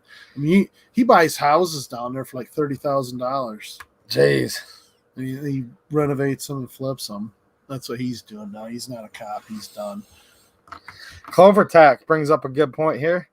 I won a rifle at school in a contest, was awarded the gun in the gym at a ceremony, and brought it home on the bus. Love it. Now, in some states, Clover's not that old, guys. But here's the thing. Some states, Where was this at? This is in Texas. So obviously, okay, there you go. Obviously, some states, it would have been cool 50 years ago. Other states, maybe 20 years ago. You know what I'm saying? Yeah. I'm putting Clover at about 40, maybe. I don't know how old he is. Somewhere around our age, I'm guessing. That's hilarious. Yeah. Isn't that crazy? Awesome. MacShot, thanks for the super chat, man. He says, local shooting events will get us together, allow us to have fun and brainstorm ideas. I agree. So when's the next turkey shoot? Look, I'm going to get with Pillbox here. I'm in a panic, guys, just to get like some of my jobs wrapped up. I'm in the middle of. I'm doing a little traveling, but that's definitely going to happen. We just have to figure out the dates. So I will let you know. All the Michigan people, by the way, I'm going to have a little get together in Howell, Michigan this fall. So just kind of stay tuned. We did have a kid got expelled from school in middle school. Yeah. He stole his dad's 357 because him and his cousin, they'd been stealing money from their parents for a while because they were going to run away and move up north. Oh, geez. And their plan was to rob party stores to live. It was a stupid plan. And regular Bonnie and Clyde. So his cousin got caught with all this money and didn't pick him up because his mom, kept him home from school and stuff. And, because he drove. And the other guy, I think he was in like 7th or 8th. I think he was in 8th grade, 7th or 8th grade. But he brought that pistol to school and was showing it off. He got expelled. Jeez, those guys sound like they were pretty mature for their age. Yeah, I couldn't believe he did it, man. That was crazy. But Clover's moving in on my girl. So he got expelled. He's moving in on my girl. He says, I talked to Susan about you yesterday. She said to tell you hello and that it's all good. Oh, okay. Well, then that's all right. I just saw the part that he talked to Susan. I'm like, hold on a minute. Don't. I guess he's giving her loving now. I don't think so. I don't think so. I think he's advocating for me. He may be in Texas, but he knows better than to move in on my girl like that. Hey, if she's loved, she'll leave you alone, right? Yeah. She's feeling the love. Oh, geez, oh, Pete. Oh, Coasty, what's happening, man? What do you think? You're a military veteran. Military red flag laws. Coasty. I'm going to guess he was in the Coast Guard. I'm guessing at least. I'm thinking he may have served in a couple branches, though. Right, Coasty? He says 280 is a star. Start answering the calls from Biden. LOL. Nah. Biden. The former vice president's calling, guys. Has anyone ever successfully shot the moon? I don't know. Actually. Depends on your definition of shooting the moon. I think Jane Locke did. Jane Locke, have you ever shot the moon? I think Jane may have. Randy, been my girl. Yeah, we're arguing. I mean, look at all these hot chicks in the chat right now, and we're arguing over Susan. They call her many things. Susan! Woohoo! Look, this is me being nice. They call her many, many things, just like this former vice president. People are like, why do you have all these weird names for people? Well, because it's family friendly, right? Once again, whoop, all gone. That was easy enough. I can hide that. Is that all we had to do? Yep. What's happening, Band Talk? How you doing, man? I've been enjoying your streams. Had to catch the last couple on replay, but definitely a small channel that I recommend, guys. Look, we're all small channels, but we need to stick together. And I think Band Talk's a really smart guy, and he's a nice person. We haven't agreed on everything, right, Band Talk? We argued one time during one of your chats for a few minutes. But I like that, man. He was able to argue, and I even like him more when we're done. So definitely shout out to the Band Talk channel. I'd encourage a lot more of you guys to go over there and check out his streams that he does. And I think he's going to do one tonight at like 1 a.m. Eastern time. So if you agree on everything all the time, something's wrong. Exactly. You know, just like my buddy Randy that's got the radio show up north. Yeah. I don't agree with everything he says, but I agree with probably 90 or 95% of what he says, you know. I mean, he's usually pretty spot on with things. Yeah, well, you just got Sergey and Jane mad at you tonight. When you go back and rewatch the chat tomorrow, you'll see what I mean. They mad at me about a couple of them are mad at you right now, actually. Right, Jane? Are you mad at Rick at the moment? It's all split. Well, we'll be friends, though. You know what? By then, if everything goes right, I won't even be voting for governor in this state. So I won't care. You guys fight it out. I'm just telling you how I see it. It's a disaster. Oh, geez, Michigan? So don't be mad at me. I'm just telling you the truth. They call her many things, okay? This Gretchen, whatever you want to call her. Some people call her a disaster. The governor of Michigan. Yeah, that's a disaster. She's a real beauty. But when we say that, we mean beauty in like a different kind of way, right? And the way the state party is doing stuff, it's not good. They're going to lose, I think. You know, they're going to screw it up again. Yeah. So what are you guys doing? Are any of you guys involved in some of the stuff with your states? Are you kind of keeping track? I hate to keep mentioning the same people, but chime in, guys. Seriously, let everyone know what you're doing. Give each other ideas. Sergey's giving you a bunch of ideas today. I know Clover Tack did a lot on his channel with the constitutional carry. It started off as a movement, right, Clover? And all of you Texans, by the way, I'm reserved to do this because they get so cocky, but shout out to Texas, okay? Shout out to Roadhouse. They got awesome bread. Their rolls. Oh my god, and that cinnamon Texas butter. Roadhouse. No, Texas Roadhouse. Yeah. I like Texas. I do, and I like these guys. They're so darn cocky, though. You can't give them too much. But okay, so reserved shout out to Texas. But no, it started off as a movement, right, Clover? The constitutional carry. I know you were doing tons of stuff at your capital, and now it was passed as law, right? I can honestly say all my exes live in Texas. My ex-wife lives in Texas. My ex-girlfriend lives in Texas. Are you going to reside in Tennessee now? You got to go with the whole lyrics. I'm not going to Tennessee, no. Do you hang your hat? Does anyone here hang their hat in Tennessee? Somebody does, right? I'm thinking that Mr. DeSantis needs to be my my next governor. Rick's last show, he's moving to Florida. Hey, we can always do split screen. Yeah, we can actually. We can. My wife doesn't want to move. I'm stuck here. That's all right. At least part of the year. Jane Locke doesn't want you to leave. She'll miss you too much. I love Jane. She's good people. You better butter up to Jane. Wait till you read some of the stuff she said to you. When we get done. Jane, why don't you text me, Jane? We love you, Jane. You're Let me good. see. Maybe she has been texting me. Smash time with the super chat. Thanks, dude. No, she didn't text me. I'm sorry if I upset you, Jane, but I'm just telling you, it's a disaster here. Oh, it's all good. It's already starting out as bad as it did last time. Thanks for the super chat, Smash time. He says, I'm a small channel, and he has a channel. I don't know if it's small necessarily, but he's got a pretty good channel going on over there. Some of you guys saw me. 30,000? Yeah. All 300,000 on the Smash Time small channel over there. No, I was a guest on one of his live streams, and we had a good time. How many subscribers does he have? I don't know. I don't really keep track, but I don't think he's that small of a channel necessarily. You're trying to keep your own stuff going. Too busy.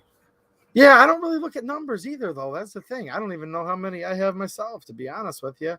Mike McClune with the super sticker. Let's come over here to this other screen so I can see what it is. I'm hoping. See, I have to open up another screen, guys, to see super stickers. I don't know why Susan likes to hide them so much. And guess what? It's the Tactical Hippo. Epic fail. Oh, geez. The governor of Michigan. That's actually, I didn't know they made an emoji for the governor of Michigan. Isn't that about it right there? Look at that, guys. Epic disaster. For those of you that don't live in Michigan and you've never seen her, spare your eyesight. I'm just saying, keep your 20/20 vision. Just look at the super sticker that Mike McClune left. And that's pretty darn represented out in this state right now. You know what I'm saying? Have you ever heard of the Council of Governors? Do I want to? You might not want to. I looked it up this week and I'm like, are you kidding me? And she's involved in that. Well, let's hold on real all quick part before of Agenda 30. Before he leaves, good night, Clover. Thanks for a super chat, man. He said, got a bolt. I want to have a good weekend. Get to the range, hug those babies, and enjoy life. Well, you enjoy yourself this weekend, man. I'm hoping your health's good, back to normal, and get out there and shoot some more videos on the range for us, dude. Take it easy, Clover. Good night, man. I just want to say bye before he left. So there's a council of governors? Yeah. You have to look it up later. Yeah. The council of governors. There's like 9 governors on that. 9 or 10. Yeah. What do you think, Zach Carr? Is your governor on there? Mississippi, right? That's where he hangs his hat. Thanks for the super chat, man. I don't know if Mississippi's on there or not. And a channel member. Shout out to Toxic Patch Co. They make some really cool patches, guys. They do. And I'm going to have some other designs to show you guys here soon enough, in due time, right, Zach? So he says, I told our rep, Trent Kelly, to eat a fat bag of Richards after voting yes on the red flag laws for the vets. I know, man. My representative, Tim Wahlberg in Michigan, voted for it. Look, guys, I'm going to try to drop. Let me drop a link in here. Look, guys, you should do this. You should look at this. I'm going to post this link right here. Let me show you. Let me switch over to my share screen just for 1 minute. Okay. This is the red flag laws for military personnel, right? Okay. Let me share this tab. This is the office of the clerk. Okay. All right. See that there? I'm going to drop this link in the chat right now, and you're going to be able to read your representative, and you'll be able to see whether they voted yay or nay. And then you should probably hold them accountable. Call them, hold them accountable at the polls, or by other means, whatever, whatever's necessary. They need to be held accountable for these votes. But there we go. Yeah, that's good, Zach. I mean, you have to do something, right? Will they listen? I don't know. But they're surely not going to listen if you don't do anything, right?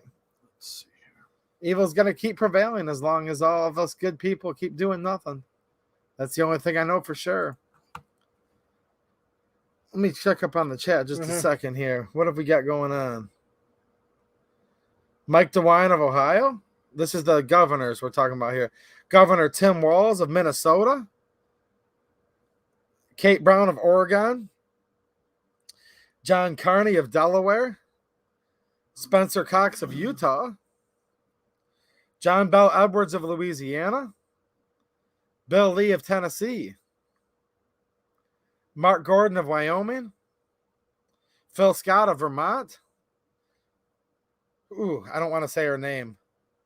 The governor of Michigan, the beauty herself. Look at this. See if that'll kind of zoom in. What do you guys think? There she is. She's got her hair covering part of her forehead. Yeah. In that picture. I hate to admit it, that's one of her better pictures, or I should say least worst, right? Yeah. Look up what the Council of Governors is all about. Look up the map and stuff. Well, there's a lot of rhinos revealing their hand on this one's what Ban Talk says. Look at some of these governors. They're from very Republican states, supposedly. Yeah. Yeah. Oh, yeah. It's all, I believe it's chosen by the president. In this case, the former vice president? It all ties into Agenda 30. The former vice president, right? All right, we got a Kentucky boy in here, I would assume, right? Since he's talking about Jim's talking about Governor Andy Beshear, sending him some negative vibes from the state of Kentucky.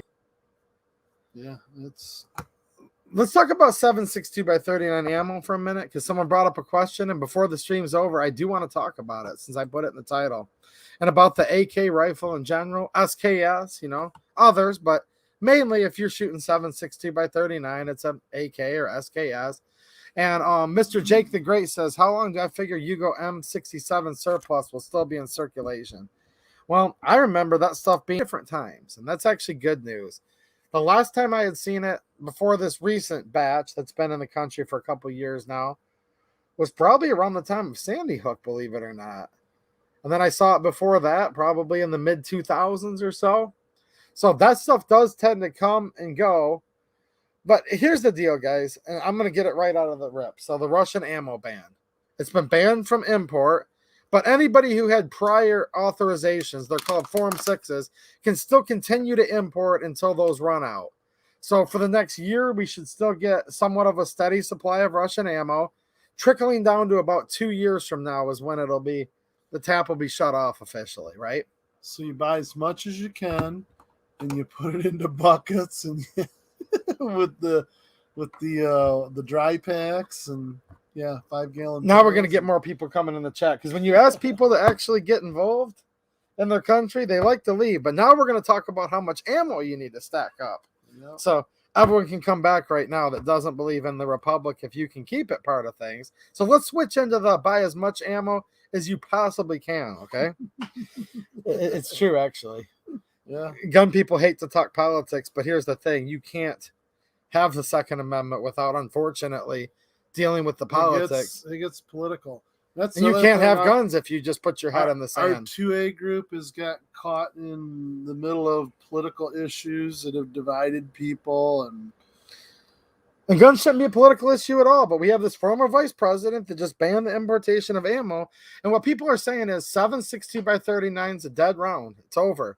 And that you should just sell your AK or SKS for cheap. I'm going to actually disagree right now, guys. Now, if you want to sell your AK or SKS cheap, I completely agree. Just come over here, meet me behind the dumpster at my shop. As long as you're selling it to me, you should definitely just sell it for nothing, okay? But here's how I look at it. And I've heard this argument a lot from people. I want to see what you think. And this just doesn't make sense. Now, let me preface this. This is not an argument over whether you should like 5.56 or 7.62x39. This isn't whether you like the AR or the AK more. Because here's the deal. You can get ARs in 7.62x39.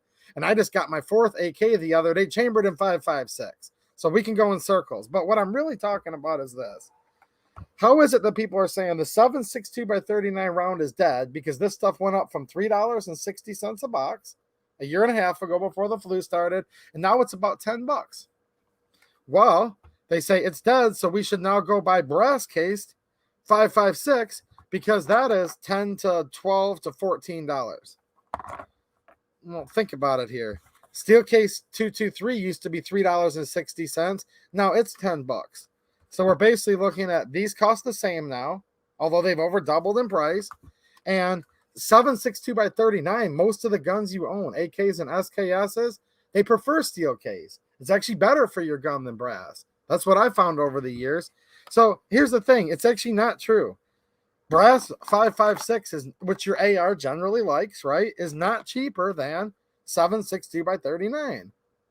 It's just people got used to for so many years 7.62x39 being the cheapest ammo there ever was. And it was true. And it sucks that it's not anymore. But it's still actually not any more expensive than 5.56. You know what I'm saying? Yeah. So is that the caliber ending and people should just sell all their guns? I don't know. Well, I guess if somebody wants to give one away for nothing, I guess I'll own an AK. Yeah. I don't own one. Well, there you go.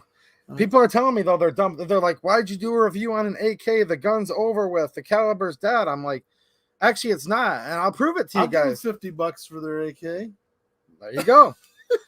Hypothetically, Susan, we're just making we're not literally making any offers, I don't guys. think anybody's going to sell me their AK for $50. Totally a joke, Susan. We're not selling anything on here or buying anything. But I was just kidding. If you guys want to go to my locals, I'll prove it. Go to a post that I put on my locals about that Romanian AK, all right? And you'll get like 25 minutes of bonus content, totally free. And you'll see a link in that post that I can't post here with this stuff available for like $9.95 a box. So, look, it totally sucks.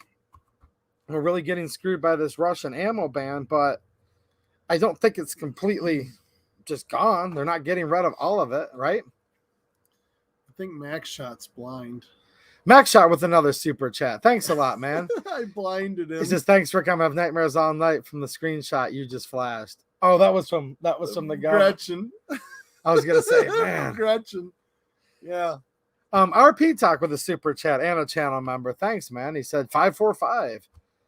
That caliber's still available. That one could be in trouble. Okay, I'm not gonna lie on that. Once the Russian ammo all dries up, but he says stock up as much ammo as you plan to expend. Yeah, and then double it.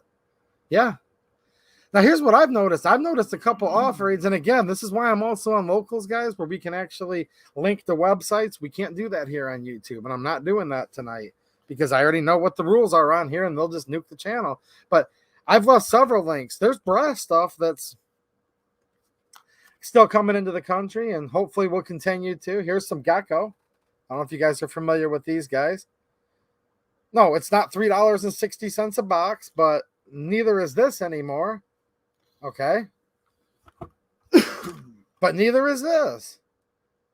The cheap 223 just doubled in price too with this Russian ammo ban. So when I was a kid, my dad would buy ammo on sale at Kmart, Sears, wherever. I mean, he'd always, when there was a good sale, he'd stock up. Night, Bacon. See you later, man. When he decided it was time to move to Florida, he divvied up his stash and gave it to us three boys. Yeah. And he told me, he goes, you know why we had this? This is back. They were moving like right after, what was it? They moved in like January of 2000. And he said that he always bought that stuff and he kept it in this old like wooden sea chest. We always called it a sea chest. Yeah. And he's like, he goes, the reason why I always had that ammo and bought that was so the shit ever hit the fan, we would go back out to the swamp and we'd live off the land and just, we'd kind of, escape. And, my dad was a Green Beret and he kind of foreseen. One of the very early Green Berets, right? Yeah. Well, like the first school they ever ran. Like the first school they ever ran. Yeah. And basically a founding father of the Green Berets. He was, he had the I guess the foresight to, in case, things all went to hell. That's, his plan was we'd go out to the swamp and set up camp. And well, there's a lot of people planning about this right now, actually. Kind of live off the land. I think there's a lot of guys that are thinking about that exact thing at the moment. Yeah. So, and as kids, we always camped in the back corner of our property. We lived on 5 acres and we'd go out there and spend the whole weekend. The only way you went back to the house is if you had the number 2. Otherwise, we're out there whole weekend. We cooked over fire with. That's cool. Randy Adams talking about the M48 Yugo, beautiful rifle. I have some Yugo Mausers myself, and I do like it. I think a lot of people are finally starting to think about a lot of that stuff, living off the land, going on camping, training trips, right? I know I could do it. I don't like it. I like my creature comforts. Well, freedom isn't free, though. I like my air conditioning and my electricity, I know. Me, the people. Do you know much about the Norinco Mac 90 AK? I do, actually. I know quite a bit. I have a few of them and have been into the AKs a long time. So, yeah, to put it bluntly, I actually know a lot about the Mac 90s and various other pre-ban Chinese rifles, too. Pre-ban AKs, stuff like that. Mateo brings up a good point. He says, guns are political speech. Power always has political value. You remember when Mao said all political power comes from the barrel of a gun? And he meant it, too. Yep. 7.62 by 39. I don't know. Look, right now, here's the problem, guys. By 25? Yeah, the Tokarev round. So Biden bans the Russian ammo once the permits are all done with. So it's a ban, but we won't notice at 100%. Okay. Here's the thing, guys. Most of the ammo I've seen for 7.62 by 39, or 25 rather, 25 over the years was not from Russia. 2 of the biggest producers of it. Now we're dealing with this flugaloo we've had for the past year and a half and had ammo shortages, but PPU has been bringing in a couple loadings of the 7.62 by 25, and so is Cellier and Balat. So even back before when ammo was super cheap, before the flu, before any of this, I was mainly buying PPU, which is out of Serbia. And the Cellier and Balat stuff, it's made in Serbia. Cellier and Balat is made in different places. A lot of it's made in the Czech Republic. I've even seen stuff made in other European countries too, but I don't think 7.62 by 25 is dead just because of the Russian ban. But again, all ammo has gone up in price and will continue to as long as they keep banning vast sectors of the market. And they keep banning the ammo, and then what? I guess we'd be better off just having a bunch of clubs, right? Yeah, or bow. You know, it's crossbow.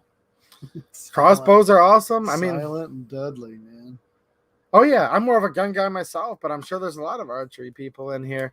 Harry Gremley reminding you guys again to give me a thumbs up, because trust me, I'm sure I'm getting plenty of thumbs down. So if you guys could just chip in and help out. Just ask the deer in Michigan about crossbows. Yeah, yeah.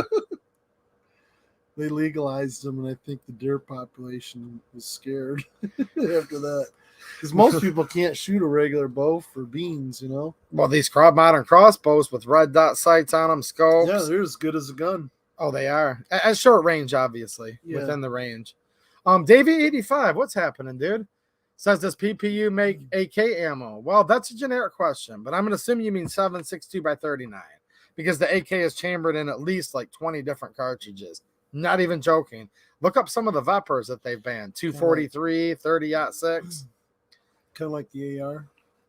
Yeah, really. I mean, the AR has... The AR is just, gone crazy with all the different calibers. Now, the AR is going to have a lot more chamberings and calibers than the AK, but there's a lot of them. But if you're talking about 7.62 by 39, yes, they do. I think we're going to start seeing more stuff like that, because why would they bring in brass case PPU that used to cost 4 or 5 times as much as Wolf? Well, now that this stuff's not going to be coming in, you know what I'm saying, right? But PPU makes almost every cartridge that you can think of, actually, and they're one of the... Look, that company's actually a savior. If they ever go out of business or they ban them, we're in big trouble. Because there's a lot of, like, I don't want to say obsolete cartridges, but fringe cartridges that are, like, barely still holding on to, like, the lower end of mainstream, where PPU is the only company I even know that readily brings it in, right? So... I got to give you a thumbs up. So, yeah. Oh, yeah, Rick, don't forget to give me a thumbs up. I'm sure hit the X there real quick. Yeah, I was trying to figure out. There we go. I gave you a thumbs up. All right, Rick gave me a thumbs up. Look at this guy sandbagging on the thumbs up just because he's part of the stream. Yeah, PPU, look, guys, all ammo's crazy right now. It's totally crazy, and I know why everyone's pissed off, because I am too. It's nuts. But PPU has been in the past, and hopefully will someday, to be a quite affordable brass-cased ammo, to be honest with you. It's been on the cheaper side of things. I think I have some PPU sitting around here somewhere. Yeah, here's a perfect example, guys. Now, I'm not saying this is a real hard cartridge to find, but it's pretty hard to find. And if it wasn't for PPU, this stuff would be almost non-existent. 6.5 by 55 speed, right? And there's lots of cartridges that kind of fall under this kind of category that PPU is still keeping alive and well, you know? 303 British. Things like that for all the Enfield shooters out there. I don't know what this stuff costs today. I don't know. I bought some ammo at this place up in Lansing. I mean, literally right before we went into lockdown, they had a big sale, and I think I was buying like 100-round boxes. There's the grain weight right there, man. I want to say it was 100-round boxes of 5.56. Yeah. And they were like $19 a piece, or 19 or 29. I want to say they were 19 a piece on sale. I wish I would have bought more. I should have bought more. Well, it's starting to come down in price a little bit lately again, which is nice. Here's some PPU, guys. I love shooting this cartridge, 32 auto, otherwise known as 7.65, 71 grain. There's some PPU. Here's another great cartridge, 357 SIG. Okay, flat point jacketed, 125 grain. So, yeah, PPU is a good company. I just hope they get some more stuff in. This Gecko is brass too. I think I bought like 4 boxes of that stuff. The Gecko? No, the ammo I was telling you. Okay. On sale. But Yeah. That same box, I was down at Palmetto down there in South Carolina. Yeah. Last year, and they wanted like $80 for a box or something. It was Jeez. $70 or $80 for a 100-round box, which was still At that time, deal. yes. But the prices I'm are like, coming down oh some, my though. God, I couldn't believe how expensive it was, and I bought it for like $20 a box. It's cheaper than that right now. I just posted over on my locals a deal for $19.99 a box for brass case, CCI, made in the USA 9mm, guys. Oh, again, check it out. My locals link is in the description. Here's an M193, 55 grain. This is the IMI. You guys can see that. Clearly a military type loading with that annealed case. I don't know if the camera's picking up that little rainbow effect there. Gary Weisner, good to see you, man. Haven't seen you here on a Friday lately, but I'm glad to see you tonight, dude. What's happening, man? A-Dubs, how you doing, A-Dubs? Nice to see you, dude. I'm just going to check up on some chat here. I'm going to get off in just a minute. We've been on for almost 2 hours already. Crazy. Man, it goes by fast. Yeah, it does. It's like we just sat down. I know. So I said this earlier in the stream, but for those of you that came in late, I'm probably going to stream next Friday, but I guarantee you I won't be streaming here. I am going to be out of town. I'm going to try to stream. So just say that for sure. And I'm really looking forward to it. But if you don't see me next Friday, it just probably means I'm not getting cell phone service where I'm at. Maybe I'll be able to do it back at the cabin. I'll just come do it. I don't know. Rick will be house sit in the shop. Oh my God, right? It would be terrible if I tried to do it. I'd have it all screwed up. Come back. I'm not techie. My channel's nuked. But no, I'm gonna try to stream this Friday, but I am going out of town, guys. I'm going to South Carolina, Georgia. I'm gonna be spending a couple days in each place, and I'm gonna have some awesome footage for you guys. Now, you might have a treat next Friday and find me streaming with like Marksman TV, for example, because we're gonna be hanging out together. So ideally, you'll probably see me and Marksman next Friday. Maybe just me if we're not getting service and just can't, logistically pull it off. I don't want you guys to freak out. I'll be back here in Michigan the following Friday. So there you guys go with that. We'll just have to wait and see. It'll be a big surprise. Yep, I'm not even telling everybody where I'm going right now. But the one some people have kind of guessed, but in South Carolina, not many people know. If Ronnie Thompson's watching, he knows. He knows.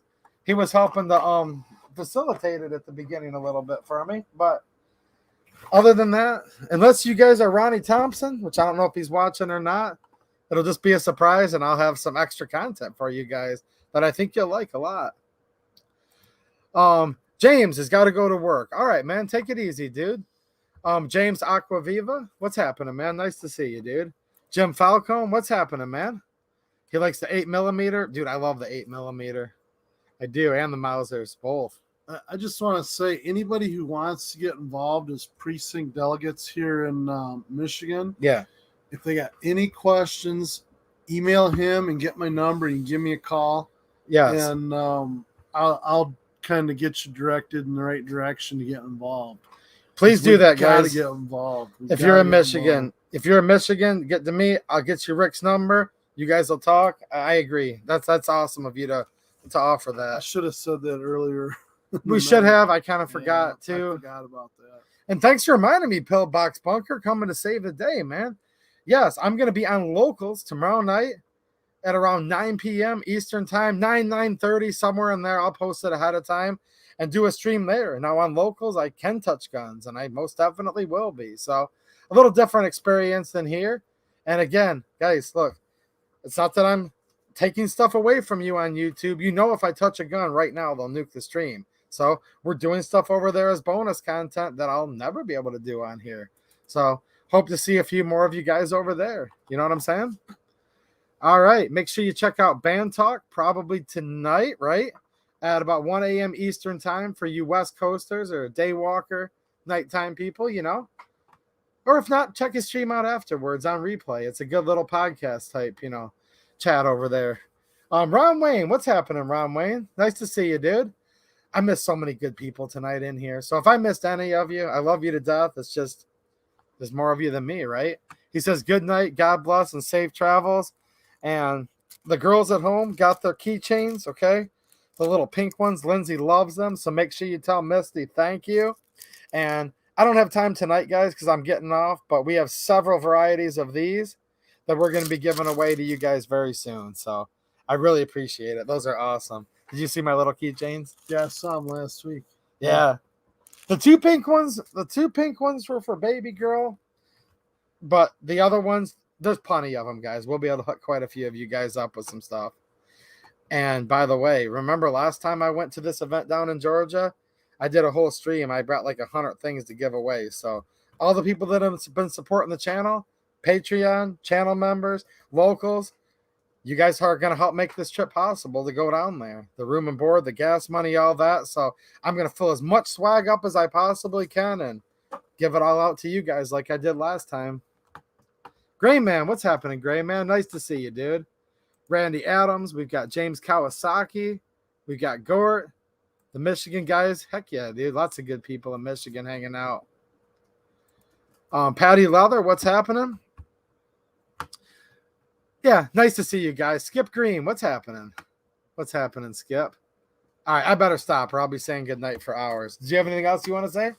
No, it was a pleasure hanging out with you, and thanks everybody for all the support for this channel to keep 2A EDU going. And yeah, without you guys, he wouldn't have the channel, and I wouldn't be able to be here. And I have a lot of fun coming on here. So, and Rick and I would still talk if we didn't have this channel, but you know what? We get to talk with people all over the country. Yeah, it wouldn't be as fun. We're really lucky. All right, guys, I'm out of here. I hope I'll see you guys one way or another if the good Lord's willing and have the cell phone service next Friday. If not, I'll see you guys tomorrow night in locals and then on YouTube the week after. All right, guys, thanks for watching and have a good one. Night, Swamp Dog Armory. Good to see you, man.